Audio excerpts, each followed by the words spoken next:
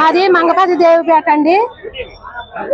నేను గొన్నూరు బుల్లమ్మ అండి నా పేరు. ఎంపీ గారండి, మేము కష్టపడుతున్నాం. అక్కడ మా భూముల్లో మీరు ఫ్యాక్టరీ కడతానన్నారు. మీకు ఎవరు ఇచ్చారు? ఎమ్మెల్యే గారికి, ఎంపీ గారికి.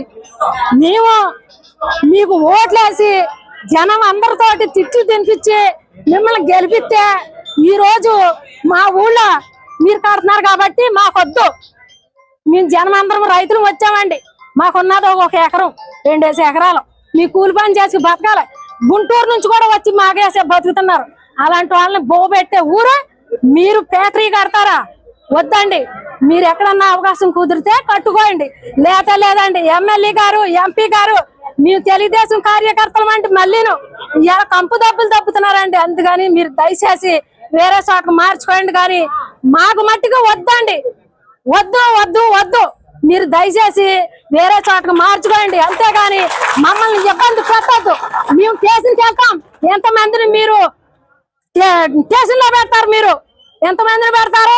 మీ జనమందరం మొత్తం బోడుగూడెం, అచితాపురం, రేగులగుంట, పరిగెట్టినగరం, మోట్లగూడెం, మంగపతి దేవిపేట ప్రతి ఒక్కరు మొత్తం ఎంతమందికి పెట్టి మీరు ఎంతమందికి భోజనాలు పెడతారు, ఎంతమందిని ఏం చేస్తారో చేసుకోండి. కానీ మీ మటుకు భూమి లేవు. సత్తాన చత్తాం, లేదా పోతాట్లకు మందులు తెచ్చాం, మింగైనా సత్తాం. కానీ మీకు మటుకు భూములు ఇచ్చారండి. కోయిలగూడెం మండలం బోడిగూడెం అట్లాగే మంగపతి దేవిపేట గ్రామాల పరిసర గ్రామాల్లో నావీ ఆయుధ డిపో పెట్టాలని చెప్పేసి ఈరోజు రాష్ట్ర ప్రభుత్వం ప్రయత్నం చేస్తా ఉన్నది. ఈరోజు ఇక్కడ ఏలూరులో గౌరవ ఎంపీ గారు, కలెక్టర్ గారు, ఇతర అధికారులందరూ కూడా 90% మంది రైతులు అంగీకరించారు. మేము ఏర్పాటు చేస్తామని చెప్పేసి అంటా ఉన్నారు. కానీ ఇక్కడ ఈ ప్రాంతంలో నావీ ఆయుధ డిపో ఏర్పాటు చేయడానికి ఇక్కడ రైతులు ఎవరు అంగీకరించడం లేదు. దానికి సంసిద్ధత తెలియజేయలేదని చెప్పే సందర్భంగా మేము తెలియజేస్తా ఉన్నాం. ఈ ప్రాంతంలో దాదాపు 1200 ఎకరాల భూమి సేకరణ చేయడం ద్వారా ఇక గ్రామాల ప్రజలు, రైతులకు ఉపాధి పోతుంది. గ్రామాలు నాశనం అవుతాయి, పంటలు నాశనం అవుతాయి.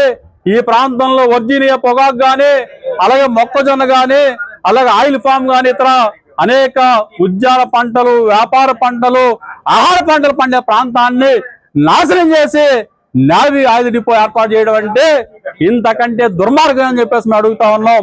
ప్రజలు అంగీకరించకుండా, ప్రజలు ఆమోదం తెలియజేయకుండా మీరు ఆయుధ డిపోని ఏర్పాటు చేస్తాం, అవసరమైతే రైతుల్ని జైల్లో పెట్టాలి సరే ఏర్పాటు చేస్తామని చెప్పేసి చెప్పడం అంటే దీన్ని తీవ్రంగా మేము ఖండిస్తా ఉన్నాం, తీవ్రంగా వ్యతిరేకిస్తా ఉన్నాం. ఇక్కడ రైతులెవరు కూడా నావీ ఆయుధ డిపోకి మా భూములు ఇవ్వడం సాధ్యం కాదు, మేము భూములు ఇవ్వలేం, మా జీవితాలు నాశనం చేయవద్దని చెప్పేసి ముక్త కంఠంతో చెప్తా ఉన్నారు. కాబట్టి ఇప్పటికైనా రాష్ట్ర ప్రభుత్వం స్పందించి నావీ ఆయుధ డిపోని పేరుతోటి బలవంతపు భూ సేకరణ చేయవద్దని చెప్పేసి ఇవాళ రైతు సంఘాలుగా, వామపక్షాలుగా, ఇవాళ ప్రజా సంఘాలుగా ఇవాళ మేము ప్రభుత్వాన్ని డిమాండ్ చేస్తా ఉన్నాం. ప్రజలందరూ కూడా వందలాది మంది ఇక్కడికి వచ్చాం. కాబట్టి ఇప్పటికైనా సరే మీరు ఇంతకుముందు జీలిగిబిల్లి మండలం వంకవారిగూడెం ప్రాంతంలో ఈ నావీ ఆయుధ డిపో పెట్టాలని ప్రయత్నాలు చేశారు. అక్కడ గిరిజనులు, రైతులు, ప్రజలందరూ కూడా తీవ్రంగా వ్యతిరేకించిన తర్వాత మీరు వెనక్కి వెళ్ళడం జరిగింది. కానీ ఇక్కడ బోడిగూడెంలో మంగపతి దేవిపేట పరిసర గ్రామాల ప్రజలు అమాయకులు అని చెప్పేసి ఇక్కడ ఏర్పాటు చేయడం కోసం వచ్చారా అని చెప్పేసి అడుగుతా ఉన్నాం. కాబట్టి మీరు బలవంతంగా భూ సేకరణ చేస్తే మా ప్రతిఘటన అంతే తీవ్రంగా ఉంటుంది, మా పోరాటం తీవ్రతరం చేస్తాం. అందరికీ నమస్కారం. నా పేరు మన్నా కృష్ణ చైతన్య, భారత కమ్యూనిస్ట్ పార్టీ సిపిఐ ఏలూరు జిల్లా కార్యదర్శి. కోయిలగూడెం మండలంలో మంగపతి దేవిపేట, బోడిగూడెం ఆ ప్రాంతంలో ఏదైతే ఆయుధ గిడ్డంగులు నిర్మాణం చేస్తామని చెప్తా ఉన్నారో ప్రభుత్వం, ప్రత్యేకంగా ఇక్కడ ఉండేటటువంటి ఏలూరు ఎంపీ గారు కానీ, పోలవరం నియోజకవర్గ ఎమ్మెల్యే గారు కానీ చెప్తా ఉన్నారు ఆ ప్రజలంతా కూడా 90% అంగీకరించాలని. ఎక్కడ అంగీకరించారు? 90% ప్రజలు అంగీకరించలేదు. కేవలం 1-2 అంగీకరించితే మీరు నిర్మాణం చేయడానికి సిద్ధపడతా ఉన్నారు. పైకి ఉద్యోగాలు ఇస్తామని చెప్తా ఉన్నారు. ఏ ఉద్యోగాలు ఇస్తారు మీరు? అన్స్కిల్డ్ ఉద్యోగాలు ఏముంటాయి అందులో? అంటే మీరు అక్కడ వాళ్ళకి క్లీన్ చేసేవి, తుడిచేవి, లేకపోతే కట్టేవి ఇస్తారా? ఇది సరైనది కాదు. రైతాంగం ఎకరం 6 ఎకరాల లోపు రైతులు అనేక మంది ఉన్నారు ఇక్కడ. వాళ్ళందరూ కూడా ఇబ్బంది పడతా ఉన్నారు. వాళ్ళ జీవనాధారం ఆ భూమి. ఆ భూమిలో నుంచి లాక్కుని తరిమితే వాళ్ళు ఎక్కడ పోవాలి? భూ సేకరణ చట్టం ఉంది, 2013 దాని ప్రకారం భూసేకరణ చేయాలంటే ముందు గ్రామ సభ జరపాలి. గ్రామ సభ జరిపి వాళ్ళ అంగీకారంతో చేయాలి. ఇక్కడ రైతులు ఎవరు అంగీకరించినప్పుడు మీరు ఎట్లా చేస్తారు? పైగా జైల్లో పెడతారా? ఎవరిని పెడతారు జైల్లో? ఎన్ని వేల మందిని పెడతారు? అంటే ఇది ప్రభుత్వం ఇంకా ఏదో అధికారంలో ఉన్నారు కాబట్టి ఏం చేసినా చెల్లుద్ది అనుకుంటున్నారేమో. ఇది సరైంది కాదు. ఎంపీ గారు పునరాలోచన చేసుకోండి. జీలుగు మిల్లులో పెడతా ఉన్నారు. అక్కడ భూములు, పంటలు పండే భూములు, మంచి భూములు మేము ఇవ్వంటే మళ్ళీ ఇక్కడ కోయిలగూడెం వచ్చారు. అంటే పంట పండే భూములు, రైతాంగం జీవించే భూములే మీకు కావాలా? సారవంతమైన భూముల్లోనే ఆయుధ గిడ్డంగులు పెడతారా? అది సరైంది కాదు. మీకున్నాయి ఫారెస్ట్ ల్యాండ్స్ ఉన్నాయి, ప్రభుత్వ భూములు ఉన్నాయి, అనేక చోట్ల ఉన్నాయి. అటువంటి చోట్ల పెట్టుకోండి పోయి. అంతేగాని కోయిలగూడెం మండలంలో మంగపద్దేవపేట, బోడిగూడెం ప్రాంతాల్లో పెట్టడం ద్వారా అక్కడ రైతుల జీవనోపాధి కోల్పోతారు. దాంతోపాటు వాళ్ళ పిల్లల భవిష్యత్తు ఏంటి? మాయమాటలు చెప్పడం కాదు మేము ఉద్యోగాలు ఇస్తామని. అక్కడ ఉద్యోగం కాదు కదా, మీరు కట్టిన తర్వాత చుట్టుపక్కల వాళ్ళు తిరగడానికి కూడా అవకాశం లేకుండా చేస్తారు ఆ భూములు లాక్కున్న తర్వాత. కాబట్టి ప్రభుత్వం పునరాలోచన చేసుకోవాలి. ఈ భూములు తీసుకోవడానికి ప్రయత్నం చేయొద్దని చెప్పి, ఇక్కడ నిర్మాణం చేయొద్దని చెప్పి ఇల్లుగా అధికారులు ఆయుధ కర్మాగారం గురించి భూసేకరణ చేపడుతున్నట్టు మా దృష్టికి వచ్చింది.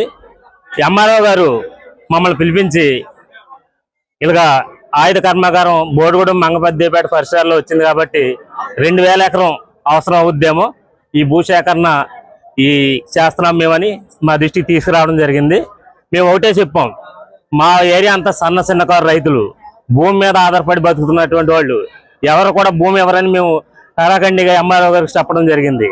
అయినా సరే కొంతమంది దళారులను పెట్టుకుని ఎంఆర్ఓ గారు, ఇక్కడ ఉన్న ఆఫీసర్లు, రెవెన్యూ డిపార్ట్మెంట్ తరఫున భూసేకరణ చేయబట్టి వాళ్ళ ద్వారా ఏదో 1 ఎకరాలు భూమి ఇస్తున్నారని ఈ కలెక్టర్ గారికి, ఎంపీ గారికి తప్పుడు సమాచారం ఇవ్వడం జరిగింది.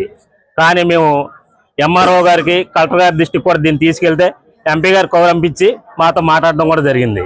మేము ఒకటే అన్నాం ఆ రోజు కూడా, అండ్ మేము అందరం కూడా చిన్నకారు రైతులు, భూమి మీద ఆధారపడి బతుకుతున్న వాళ్ళు, మా భూములు అయితే ఇవ్వమని కరాఖండిగా ఎంపీ గారి దృష్టిలో కూడా పెట్టడం జరిగింది. అలా కాదమ్మా, 95% ఇస్తున్నప్పుడు మీకు 5% కాదు, ఇబ్బంది ఏముంది, మేము 33 లక్షలు ఎకరానికి ఇస్తున్నాం కదా అన్నారు. అండ్ 33 లక్షలు ఇచ్చినా డబ్బులు అయితే ఉండవు. భూమి ఉందనుకో మా పిల్లల భవిష్యత్తుకు ఉపయోగపడుతుందని మేము ఆ రోజున ఎంపీ గారి దృష్టిలో కూడా ఇది పెట్టడం జరిగింది.